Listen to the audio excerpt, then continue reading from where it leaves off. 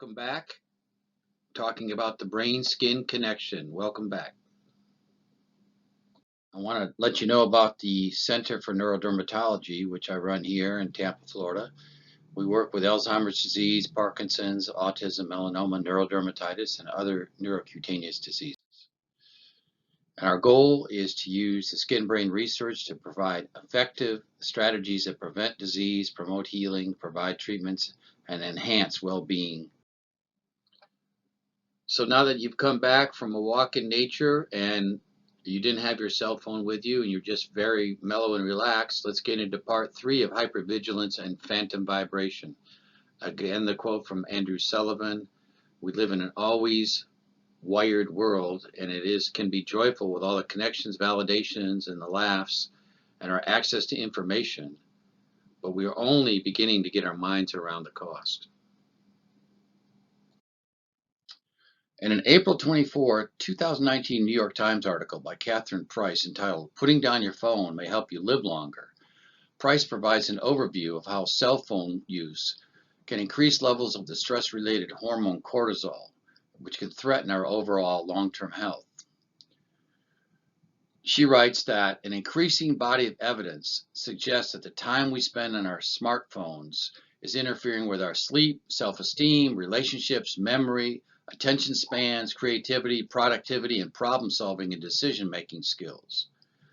Most previous discussions of the previous addictive effects of phone use focus on habit-forming brain chemicals called dopamine. Ward et al. Writes that one smartphone is more than just a phone, a camera, or a collection of apps. It is the one thing that connects everything, the hub of the connected world. The presence of one smartphone enables on-demand access to information, entertainment, social stimulation, and more. However, our research suggests that these benefits and the dependence they engender may come at a cognitive cost. Like slot machines, smartphones and apps are explicitly designed to trigger dopamine's release, with the goal of making our devices very difficult to put down, Price wrote. But Price notes that phone-induced increases in cortisol, a primary fight or flight hormone that rises with stress, are potentially even more alarming and threaten our long-term health.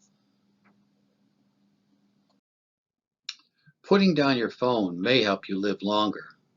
As noted in Price's article, your cortisol levels are elevated when your phone is in sight or nearby, or when you hear it, or even if you think about it, says David Greenfield, professor of clinical psychiatry at the University of Connecticut School of Medicine and founder of the Center for Internet and Technology Addiction. It's a stress response and it feels unpleasant. So the body's natural response is to want to check the phone to make sure the stress goes away.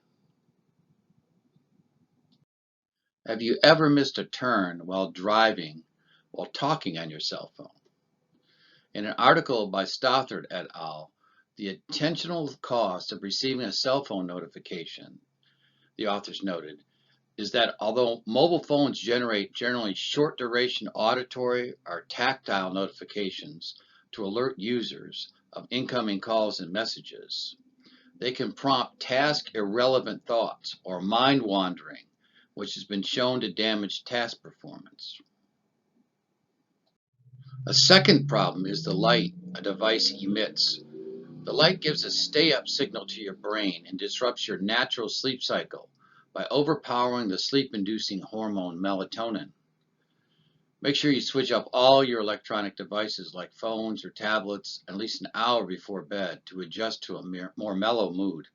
A high-quality sleep mask can also help your brain produce melatonin to fall asleep.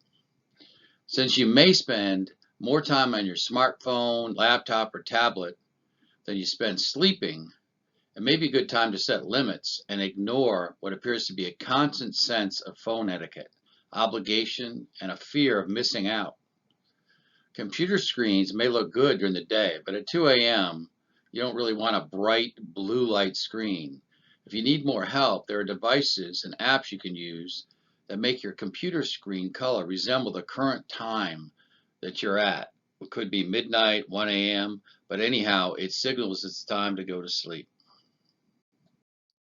In addition to the treatments noted above, consider getting rid of all non-essential apps and notifications and taking a 24-hour digital Sabbath from all electronic devices. Just take a deep breath and relax. In a world where many of us are trying to practice mindfulness, it is difficult to include a life filled with the urgency of our electronic devices. Being in the moment is defined by a natural focus. As one of my yoga teachers asked, what does stillness feel and sound like? Electronic devices often interrupt the flow with sometimes unnecessary and low priority alerts. Consider using your best brain without electronics to avoid being mentally flooded.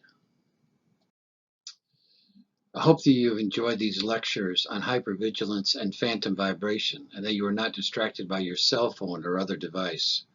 Next, I'll provide a talk on touch, including the importance of touch for survival.